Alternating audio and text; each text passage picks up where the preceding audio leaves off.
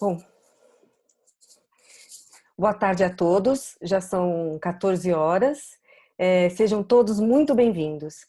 É um prazer estar aqui com vocês para a gente compreender junto o impacto dessa crise global em que o Covid-19 é uma ameaça não somente à saúde das pessoas, mas à economia e a todos os seus agentes. O meu nome é Arlete Nesi e agradeço a Integração Escola de Negócios pela iniciativa de promover mais este webinar.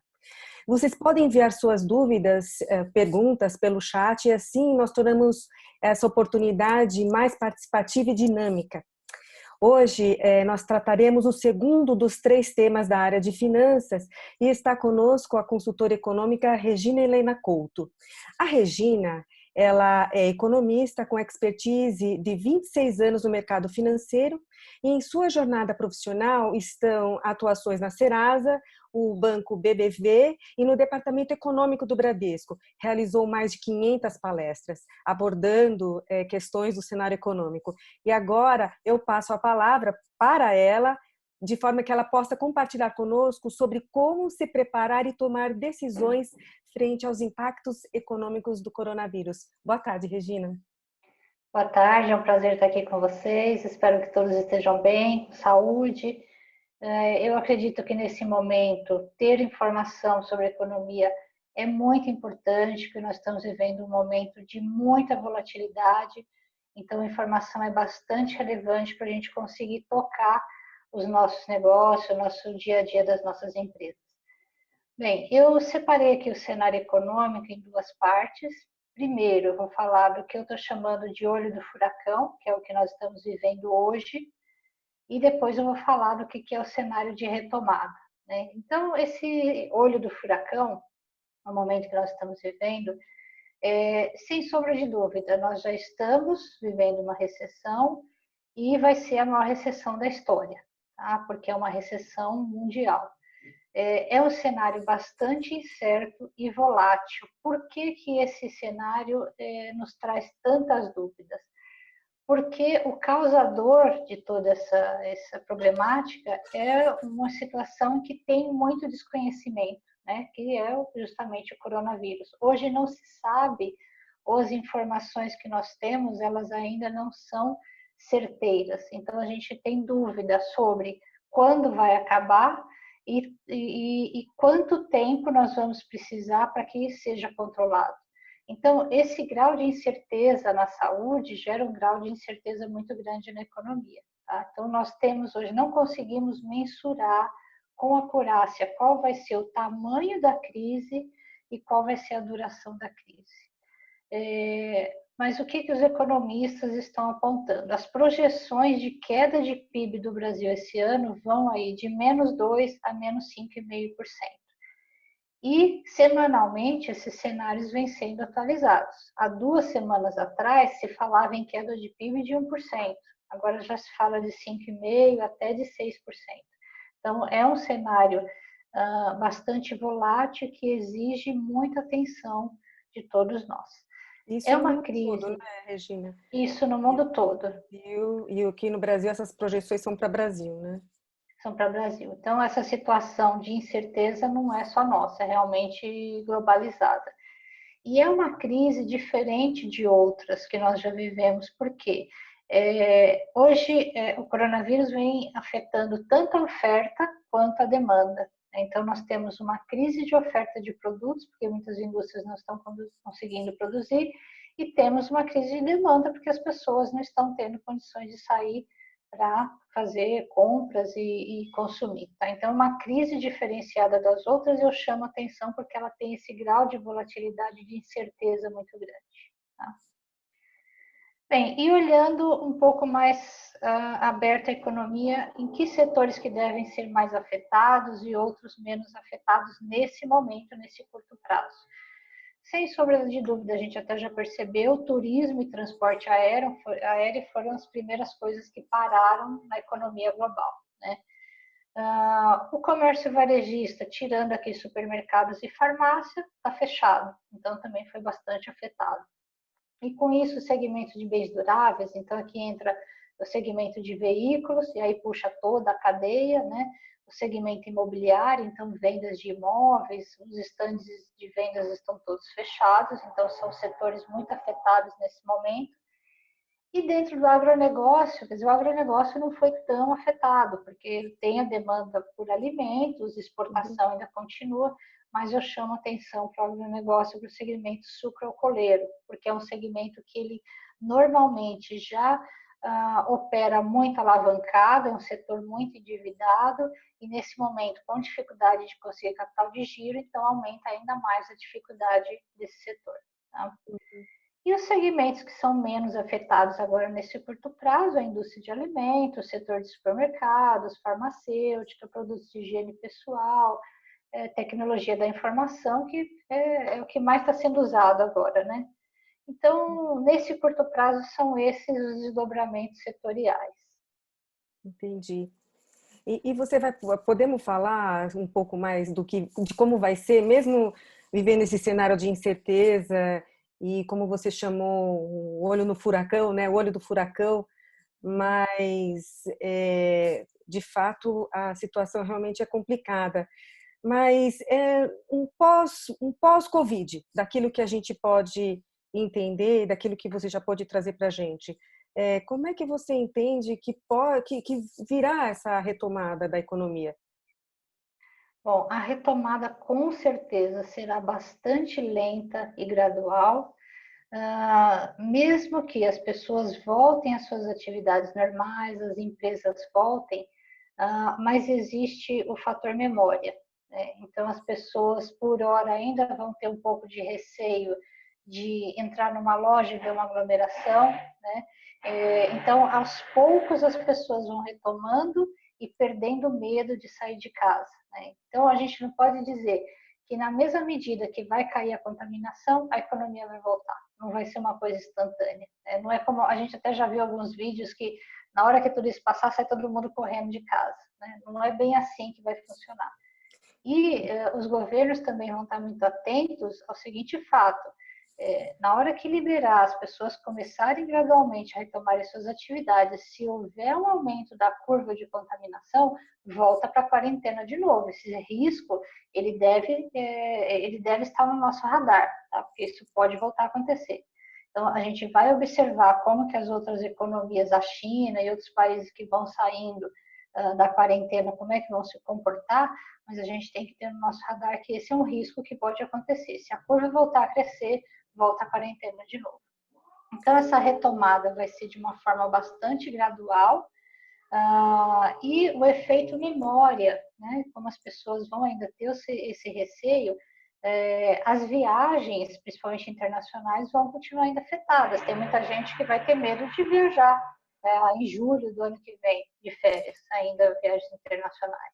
Né? Então, você está falando que esse momento de pandemia, você entende que, terminando esse momento, esse pós-Covid, né, que a gente está chamando, você entende que esse efeito, se eu puder chamar assim, um fator comportamental, que é esse efeito em memória, ele pode inibir ainda o retorno à demanda e, por conta disso, a retomada ela vai ser mais lenta? Exatamente. E além do fator memória, tem também a confiança do consumidor, porque a gente está vendo agora, as empresas estão endividadas, as pessoas físicas estão também se endividando, tem um aumento do desemprego agora nesses próximos meses, ou seja, na saída da crise, nós vamos ter aqui empresas e pessoas físicas ainda com dificuldades financeiras. Então, as pessoas não vão sair comprando, sobretudo, aqueles bens que dependem de financiamento de longo prazo, como veículos, como imóveis, como coisas mais caras que dependem de financiamento de pelo menos 30, 40 meses. Então, isso vai afetar a demanda ainda por um tempo. Né? Então, por isso que essa retomada ela deve ser de uma forma bem gradual. Ela pode começar a partir dos últimos meses desse ano e ganhar um pouco mais de tração a partir do primeiro, segundo trimestre de 2021. Tá? Entendi. Então, se eu entendi bem, assim, digamos que a gente tenha um cenário positivo aí para, de fato, entrarmos num pós-Covid, no segundo semestre, no fim desse semestre, mas mesmo assim você entende que alguma retomada a gente poderá estar observando somente no encerramento do ano e não vai ter todo esse vigor por conta desse efeito que você chama de efeito memória. Isso, é exatamente isso. E nós vamos viver, então, com um cenário de muita incerteza, né? Os próximos meses ainda serão muito incertos, né? Qual a expectativa para 2021?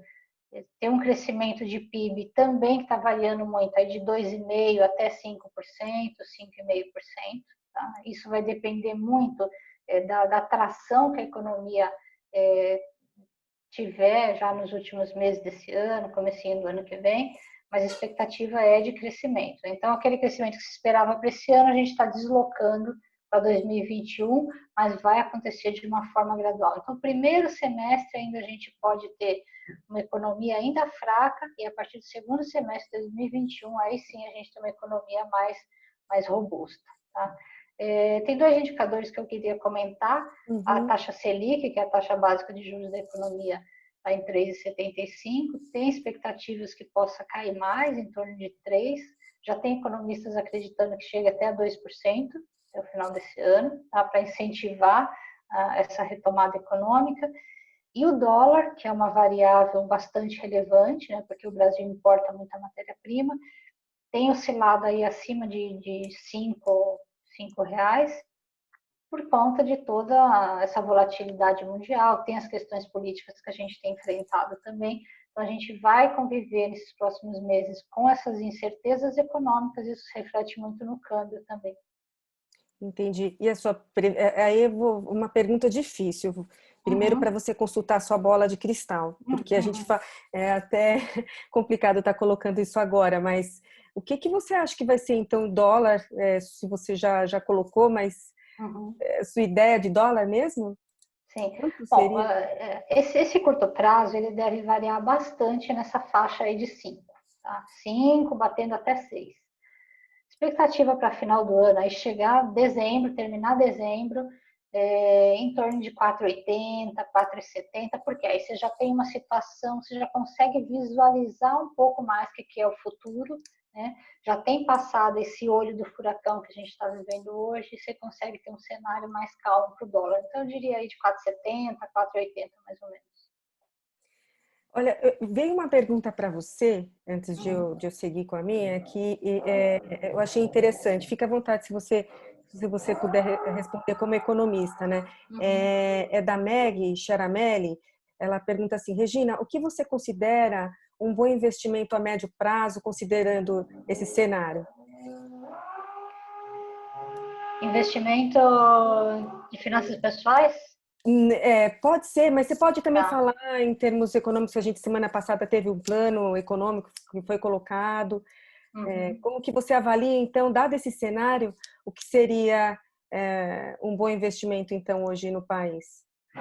Bom, como o cenário está muito volátil, o ideal é fugir de tudo que seja renda variável. Então, bolsa de valores, ela vai, para quem tem sangue frio, pode ficar, né? Mas para quem não tem, é um cenário muito volátil. Então, você vai ver aí dias que a bolsa vai subir muito, dias que a bolsa vai cair bastante.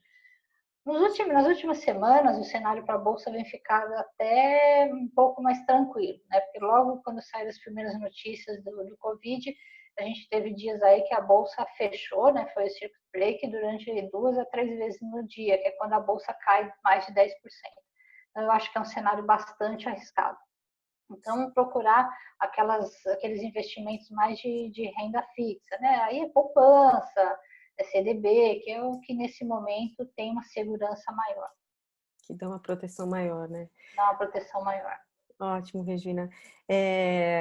Bom, realmente você traçou um cenário assim que nos deixa apreensivos, né? Mas a gente teve a oportunidade de conversar bastante antes também, e tanto eu como você, a gente acredita que sempre há possibilidade de acontecer alguma coisa muito melhor com relação a tudo isso que está acontecendo, né? Aí eu queria que você, antes da gente falar então da retomada dessa mais rápida da economia, que setores que vão ainda demorar para sair da crise? Bom, tem alguns setores que a gente vai poder dividir aí de 1 a 2 anos, né? Eu diria que alguns setores que vão demorar até uns 2 anos para recuperar é o setor turismo, e aí, consequentemente, o transporte aéreo também afeta bastante, né? Então, se a gente fosse pensar aqui, Nova York e Itália, que são dois destinos turísticos e foram regiões muito afetadas pelo Covid, né? Então, como eu comentei, tem aquele efeito memória, então acho que isso vai impactar muito no turismo, né? As pessoas vão optar pelo turismo local do que o internacional. Então, o turismo ele vai demorar bastante ainda. E tem outra questão que está dentro aqui do turismo, que são, por exemplo, viagens corporativas, né? Viagens corporativas, eventos, né? Então isso ainda demora para retomar e afeta também o transporte aéreo, né? Segmento de duráveis, então, por exemplo, setor automotivo, segmento imobiliário, tudo isso que depende de que o consumidor tenha confiança e assumir dívida de longo prazo, então isso vai afetar também, isso ainda vai demorar para retomar. Eu diria mais para finalzinho de 2021, pensando já em 2022. Tá? E bens não essenciais, né? Porque a população, com medo do desemprego, com o bolso apertado, vai focar naquilo que é essencial, né? Ou pelo menos fazer uma poupança aqui para passar por esse período que ainda se prolonga. Então, o que é bem não essencial vai ficar para consumir depois, né? E o que sai mais rápido da crise, então, assim, tem setores que praticamente não enfrentaram a crise, né? Foi supermercados, farmácia, então esses, eles saem da crise, ainda bem se estabilizam, né? Lógico, agora teve crescimento de mais de 10%, mas depois da crise vão se estabilizar. E alguns setores que ficaram parados, como a venda de combustíveis, porque as pessoas não saíram de casa, shopping centers, o consumo de bens não duráveis, aí calçados, confecções, então esses se recuperam de uma forma mais rápida, né? E serviços, por exemplo, serviços para empresas, tecnologia da informação, esses se recuperam também de uma forma mais rápida, tá? E o setor de saúde, eu queria chamar uma atenção para ele, porque agora tem uma procura grande por hospitais, né? Uhum. Mas os hospitais estão basicamente atendendo tudo que é relacionado ao Covid, né? Então, aquelas cirurgias que são as eletivas, exames, tudo isso foi paralisado, né? Então, na hora que voltar, que puder todo mundo sair da pandemia, sair todo mundo puder sair de casa, voltar às suas atividades normais, Sai do da isolamento. quarentena, quando todo mundo puder sair da quarentena, poder voltar a marcar suas cirurgias, então isso vai favorecer o setor de saúde, né? Alguns hospitais que estão muito focados e perderam muito as cirurgias acabam nesse momento agora tendo até um problema de uma dificuldade financeira. Então é um fator favorável para eles quando eles saírem quando a gente sair dessa crise, eles começam a ter essa reposição de caixa. Entendi. Regina, a gente tem uma outra pergunta aqui também da Meg Charamelli, ainda falando sobre investimentos, sobre imóveis, né? Você falou rapidamente, você citou os setores e falou rapidamente sobre o investimento imobiliário. Mas nessa fase, o investimento imobiliário pode ser um bom negócio nesse cenário de olho no furacão ainda? Pode ser, porque você pode ter preços baixos. Então, quem pretende comprar um imóvel agora pensando em ganhar com esse investimento no futuro, ele pode ser um bom negócio, né? Nesse momento de quarentena é uma dificuldade, porque você não está conseguindo nem visitar os imóveis, tem muita imobiliária fechada. Mas passado esse período mais crítico, aí eu acredito que pode ser um bom negócio sim. Tá? Na verdade, o setor imobiliário como um todo, eu acredito que ele ainda tem um cenário muito favorável, porque passando tudo isso, você tem taxa de juros mais baixas da história, né? Existe Som. Não estou escutando o som da Regina. precisam do imóvel, tá? Então eu acredito sim que tem uma retomada boa. Esse setor, eu acredito que ele é muito bom também no médio e no longo prazo. Perfeito, perfeito. Estão conseguindo me ouvir, apesar do Sim, sim. barulho? Não, tá ótimo. Deu para entender que nesse momento é possível que o investimento em imóveis ele tenha suas vantagens por conta do preço, né, Sim. desses imóveis. Uhum. Muito bem, tem algum setor que você gostaria de explorar um pouco mais com relação à retomada mais rápida, ou os que vão ainda demorar mais um pouco para sair da crise, ou eu posso seguir com Pode outras perguntas? seguir. Não, Tá pode bom. seguir. Agora, você acredita que a crise ela pode trazer benefícios? Quais? A gente já conversou que sim, né? Mas quais benefícios você entende que a gente pode ter com a crise relacionado ao cenário econômico para o Brasil, enfim, para o mundo? Bom, eu acredito que a crise, como tudo tem seu lado bom e seu lado ruim, a crise ela tem seu legado e tem suas sequelas, né? Então, pensando aqui em pontos positivos, né, o que nós vamos ter de legado bom para a crise, tem algumas mudanças que elas vão ficar, né, vão ser bastante positivas, vão fazer parte da nossa vida. Bom, primeira coisa, a tecnologia, né? A gente percebeu, sentiu na pele o quanto que a tecnologia está sendo importante, né? Então, ter um computador, ter internet, isso virou uma coisa básica, né? Não dá para ficar mais sem. Bom, todos os canais digitais, né? Nós estamos usando todos hoje. É delivery, é lives, então isso são coisas assim, já existiam, mas vai virar uma coisa comum e todo mundo vai ser obrigado a ter, né? Eu, como consultora, preciso fazer reuniões online, né? Uma loja de bairro vai precisar ter o delivery, né? E vai precisar ter também um Instagram do seu produto. Então, isso daqui vai trazer uma ampliação desse serviço de tecnologia e de redes sociais, de canais digitais, né? Eu acredito numa nova dinâmica de trabalho. O home office, por exemplo, ele ficou mais claro que é possível, né? Tinha muita gente que torcia o nariz, muitas empresas nem gostavam, ou até pessoas falavam, não gosto de trabalhar em casa. E isso virou até um benefício, né? Que corta custo, ganha tempo e eu acredito que muitas empresas vão acabar adotando, né? Reuniões videoconferência. Então, hoje tem muito deslocamento de executivos, de gerentes que precisam viajar para fazer reuniões com suas equipes. Isso daqui é uma coisa assim, é um corte de custo possível, porque vão investir, então, em videoconferência. Então, acho que isso é outra coisa que veio para ficar. Tá? E um outro legado da crise tem uma mudança de padrão de atuação empresarial. Tá? Eu acredito que as empresas, depois de passarem por esse susto, né, que a gente está vivendo, elas vão perceber que tem que ter uma velocidade maior de decisões e de estratégias, né? Vão dar mais atenção à gestão de finanças, porque isso é o que mais vai ser importante nesse momento, né? Ao compliance, que é bastante relevante também, e planejamento de longo prazo. Então, não só a gente apagar fogo, que é o que a gente está fazendo agora, né? Mas nós vamos ter que ter essa visão mais de longo prazo, de compliance, de fazer a própria gestão das finanças. Então, acho que isso é o legado, são coisas positivas que a crise vai nos ensinar. Entendi, entendi. Então você ressaltou aí o uso da tecnologia, né, com uma forma de trabalho mais ágil, né, uma dinâmica onde a gente consegue maior flexibilidade nas relações, estabelecer de fato um trabalho de home office, possibilidade de videoconferência para as reuniões. Na sexta-feira com o Dr. Matheus, ele trouxe essa questão das assembleias das empresas abertas aí como realmente uma tendência, uma possibilidade legal, né, para a continuidade das empresas na tomada de decisão. E agora essa questão aí de legado que você colocou de novos padrões aí para as empresas e essa preocupação com relação à gestão financeira, né, muito bem colocado, a questão do compliance, né, que você também destacou, e o planejamento de longo prazo. Agora, Regina,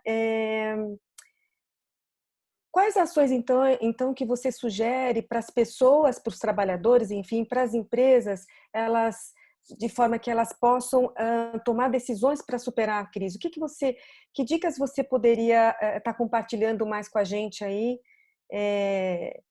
nesse aprendizado, nesse processo, nesse cenário econômico, tanto para as pessoas como para as empresas? Bom, considerando que como sequela a crise vai deixar um aumento do desemprego, né, um aumento de endividamento, tanto das pessoas físicas quanto das pessoas jurídicas e dos governos também. A gente está vendo o governo se endividar para ajudar a economia, né? Então, como tudo isso vai ter um impacto sobre a gestão de finanças, né, pessoais, governamentais e de empresas, né?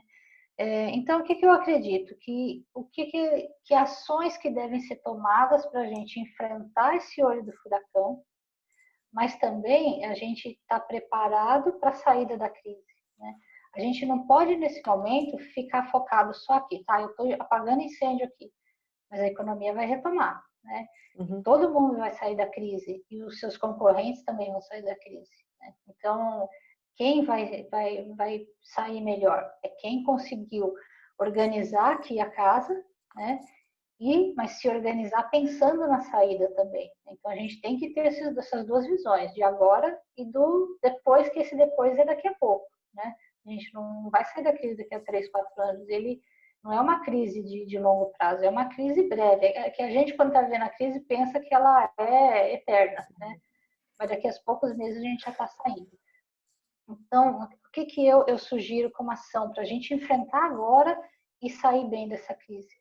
É investir em gestão das finanças, e isso tanto finanças pessoais quanto finanças empresariais, isso é muito importante, né?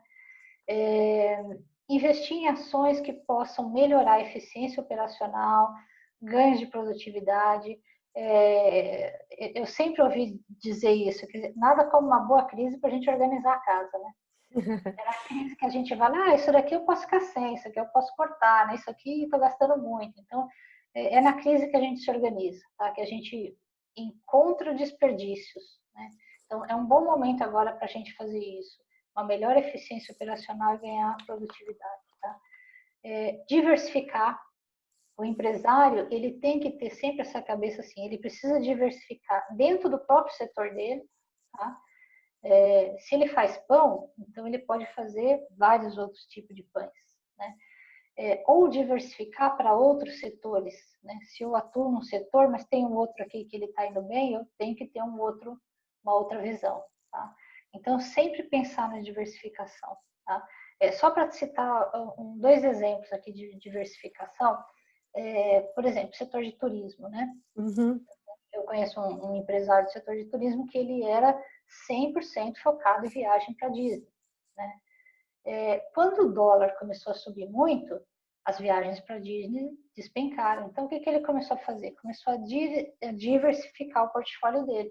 Começou a vender outros pacotes para fora do Brasil, mas também resorts, né, aqui dentro no Brasil. Então, ele começou a mesclar. O dólar está caro? Tá, então ninguém quer ir para fora, mas pode ir para outros destinos aqui no Brasil. Então, isso é uma diversificação boa, tá? Um outro empresário, ele faz chapas de aço e ele vendia para diversos setores, mas, por exemplo, não vendia para o agronegócio. E o agronegócio é o que está indo bem agora no momento, né? Então, ele começou a diversificar para esse setor também, tá? Então, é isso que eu chamo de diversificar, tanto dentro do seu próprio setor, como outros. Porque quando um do seu segmento está em crise, você pode conseguir se sair um pouco melhor dentro de outro setor. E por fim, eu queria dizer assim, que é um momento que todos nós vamos ter que nos reinventar, vamos ter que despertar a nossa criatividade inovadora, o nosso empreendedorismo. Então, são ações que vão nos ajudar a enfrentar agora esse olho de furacão e nos preparar para essa retomada que ela vem nos meses mais para frente. Fantástico, Reni. Veja se eu entendi bem com relação a esse nosso segundo tema e que você fechou com dicas importantes. A primeira que você colocou, então, aqui nessa última parte, na verdade, do nosso webinar, é com relação à visão. Você tem que sobreviver, mas também tem que pensar no longo prazo, ou seja, se organizar, se planejar tanto para o curto prazo, não se esquecendo que tem um longo prazo, porque essa crise vai passar e você precisa estar preparado para esse novo momento. A outra coisa importante que você colocou, então, o primeiro, planejamento, o segundo foi investimento em gestão financeira, compreender a otimização dos seus recursos, enfim, entender aquilo que você precisa de fato para o seu negócio estar funcionando tanto na parte pessoal como na parte empresarial, você compreender todos os recursos que você tem, aquilo que de fato você precisa. O terceiro, que você também colocou muito bem, aí você me corrige se eu estiver equivocada, a necessidade de diversificação, né? Então, aquela velha história, não colocar todos os ovos numa mesma cesta, né? O Exatamente. empresário também, ele compreender as possibilidades de diversificar em relação ao seu negócio, se você me permitir, até a questão geográfica, né? Ou outros setores, alguma coisa que ele não fazia, mas que é importante também ele estar repensando. E, por último, a possibilidade de inovar, de reinventar, que eu achei ótimo, que é num momento como esse que você pode descobrir habilidades ou caminhos que você não tinha nem pensado antes. Você gostaria de acrescentar alguma coisa a mais, Regina? Não, acho que eram esses os principais pontos. Que ótimo, Regina. Bom, Regina, aproveitando, você falou de finanças pessoais, aqui também no chat a gente teve questão de investimento, e quando a gente fala de planejamento financeiro e fala das finanças pessoais, amanhã a gente vai ter um painel também, um outro webinar, o último webinar, onde a gente vai estar falando de finanças pessoais, como se preparar pensando no hoje, mas no futuro também, por exemplo, da aposentadoria. Então, você já deu esse gancho para o webinar de amanhã, onde eu e o Fábio Jambiage estaremos às 11 horas. Regina, muito obrigada por sua participação. Obrigada a todos pela participação também no nosso webinar. Nós temos outras palestras, outros painéis nos próximos dias. Quem tiver interesse, é só acessar www.integração.com.br e aí clicar a agenda para conhecer os outros painéis, tá? Acessem também no YouTube os demais webinars e também você vai compreender, vai ter acesso a esse webinar com a Regina lá no YouTube em breve. Muito obrigada a todos. Se não houver mais perguntas, eu encerro aqui e agradeço mais uma vez, Regina. Obrigada, foi um prazer estar aqui com vocês. Um abraço a todos, espero que todos fiquem bem com saúde. Um abraço. Obrigada, saúde a todos.